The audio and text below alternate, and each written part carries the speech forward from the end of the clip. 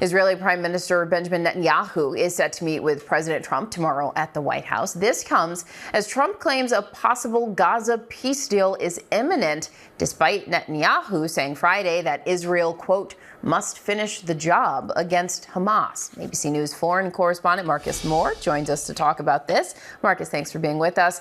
The president today suggesting a first-of-its-kind deal might come in the Middle East. What can we expect from these talks tomorrow?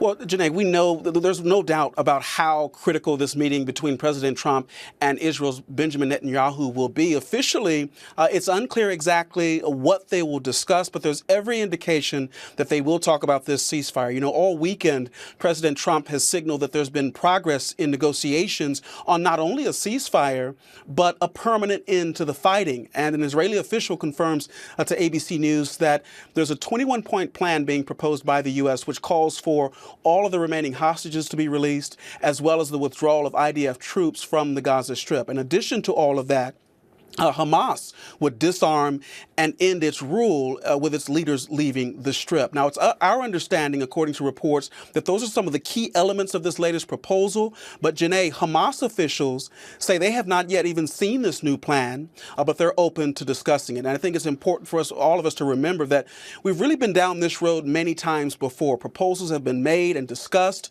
but once they start talking about the details, that is when the sides diverge and the fighting continues in Gaza. That is a very important reminder, Marcus, because yes, it feels like we've been here before where it seems like a deal could be imminent and that ends up not being the case. But in the meantime, today, the Hamas-run health ministry in Gaza says that 79 people were killed and hundreds more injured in just the past 24 hours. So what's the latest on the fight that's happening there?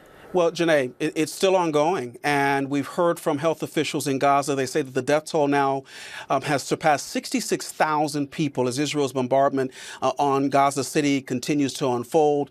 There have been new strikes throughout the region today, as you just mentioned, and Israel is vowing to continue with its operation for as long as needed.